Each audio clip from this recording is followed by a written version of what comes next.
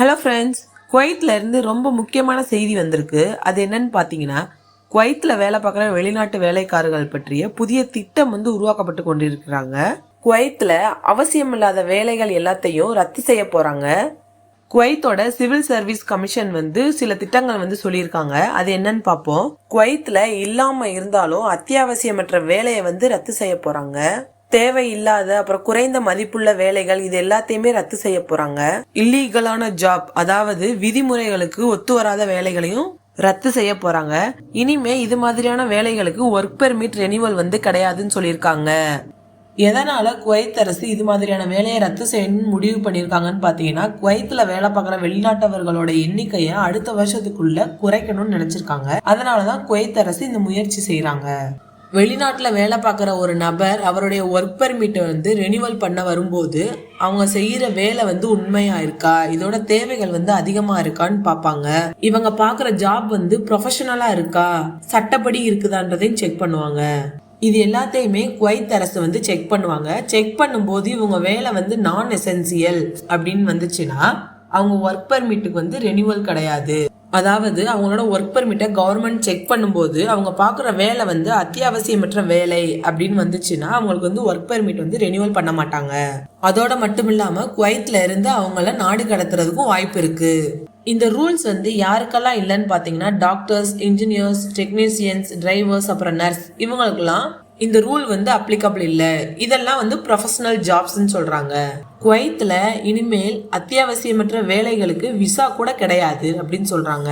புது வேலைக்கு ஒரு நபர் குவைத்துக்கு வர்றாங்க. அவங்களுடைய ஜாப் நான் எசென்சியல் ஜாப், அதாவது அத்தியாவசியமற்ற வேலை அப்படின்னா அவங்களுக்கு என்ட்ரியே கிடையாது. குவைத்ல பாத்தீங்கன்னா வேல்யூ இல்லாத ஜாபுகளுக்கு முழு தடை அறிவிக்க போறாங்க. குவைத்ல வேலை பார்க்குற வெளிநாட்டவருக்கு 7 வகையான பெய்டு லீவ் இருக்கு. இது ரொம்பவே நல்ல செய்தி. குவைத்தில் வேலை பார்க்குற எல்லா வெளிநாட்டவருக்கும் அரசு 7 விதமான பெய்டு லீவ் கொடுக்கறதுக்கு முடிவு பண்ணியிருக்காங்க. இயர்லி லீவ் பார்த்தீங்கன்னா உங்களுக்கு 30 நாள், அதுவும் ஃபுல் சேலரியோட அப்படின்னு சொல்கிறாங்க. ஒரு வருடம் நீங்கள் வேலை பார்த்தீங்கன்னா 30 நாளுக்குரிய சம்பளம் உங்களுக்கு ஃபுல்லாகவே கிடைச்சிரும். அதை நீங்கள் எப்போ வேணாலும் எடுத்துக்கொள்ளலாம். சப்போஸ் சிக் லீவ், அதாவது உங்களுக்கு உடம்பு முடியலை அப்படின்றதுக்கு நீங்கள் லீவ் எடுத்தீங்கன்னா நீங்கள் எடுக்கிற ஃபஸ்ட்டு 15 நாளுக்குரிய லீவுக்கு ஃபுல் சேலரி கொடுத்துருவாங்க. அடுத்த 10 நாள் நீங்கள் எக்ஸ்ட்ரா லீவ் எடுத்தீங்கன்னா உங்களுக்கு ஹாஃப் சேலரி தருவாங்க. இன்னொரு நீங்கள் 10 நாள் எடுத்தீங்கன்னா உங்களுக்கு சேலரி கொடுக்க மாட்டாங்க. சிக் லீவ் நீங்கள் எடுத்தீங்கன்னா டாக்டரோட ரிப்போர்ட் ரொம்பவே தேவை.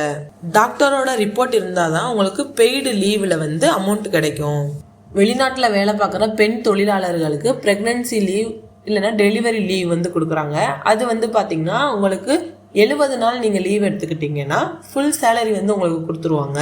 தேவைப்பட்ட டெலிவரிக்கு பிறகு 6 மாதம் லீவ் எடுத்துக்கலாம், அதனால நோ சேலரி. அதாவது கம்பெனி ப்ரொவைட் பண்ணுற 70 நாள் லீவுக்கு ஃபுல் சேலரி கொடுத்துருவாங்க.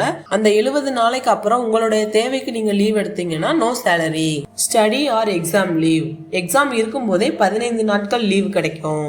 நீங்க வேலை பார்க்குற கம்பெனிக்கு முன்னாடியே சொல்லிடணும், இந்த மாதிரி நான் படிக்கிறேன், எனக்கு எக்ஸாம் இருக்கு அப்படின்னு. அதுக்கான ப்ரூஃப் கொடுத்தீங்கன்னா உங்களுக்கு இந்த லீவ் கன்ஃபார்ம். டெத் இன் ஃபேமிலி, அதாவது உங்க குடும்பத்துல நெருங்கியவர் யாராச்சும் இறந்துட்டாங்க அப்படின்னா உங்களுக்கு 3 நாள் லீவ் ப்ரொவைட் பண்றாங்க. இதே முஸ்லீம் உமனா இருந்தீங்கன்னா அவங்களுக்கு இதத் லீவ் கொடுக்குறாங்க. அதாவது அவங்களுடைய ஹஸ்பண்ட் இறந்துருக்காரு அப்படி இல்லைன்னா அவங்க டிவோர்ஸுக்கு அப்ளை பண்ணியிருக்காங்க அப்படின்னா அவங்களுக்கு 4 மாதமும் 10 நாளும் லீவ் தராங்க. மேரேஜ் லீவ், அதாவது ஒரு கம்பெனியில வேலை பார்க்குற எம்ப்ளாயி கல்யாணம் பண்ணிக்கிறதுக்காக 3 days லீவ் கொடுக்குறாங்க. ஒரே ஒரு தடவை மட்டும்தான் கொடுப்பாங்க. மேரேஜ் ப்ரூஃப் அதுக்கு நம்ம காட்டணும். ஹாஜ் லீவ் கொடுக்குறாங்க. இந்த லீவ் யாருக்குன்னு பார்த்தீங்கன்னா ஹாஜ் புனித யாத்திரைக்கு போகிற முஸ்லீம் ஊழியர்களுக்கு இந்த லீவ் கொடுக்குறாங்க. அரசு ஊழியர்கள், தனியார் நிறுவன ஊழியர்கள் இவங்கெல்லாம் ஹாஜ் செய்ய அதிகாரப்பூர்வமாக அனுமதி பெற்றவர்கள் இந்த விடுமுறையை எடுத்துக்கலாம். ஹாஜி லீவ் எடுக்கிறதுக்கு ஒரு நபர் அந்த கம்பெனியில் 2 வருடம் வேலை பார்த்துருக்கணும். ஒரு தடவை மட்டும்தான் கொடுப்பாங்க. அதுவும் 21 நாள் leave plus salary, full salary கொடுத்துருவாங்க.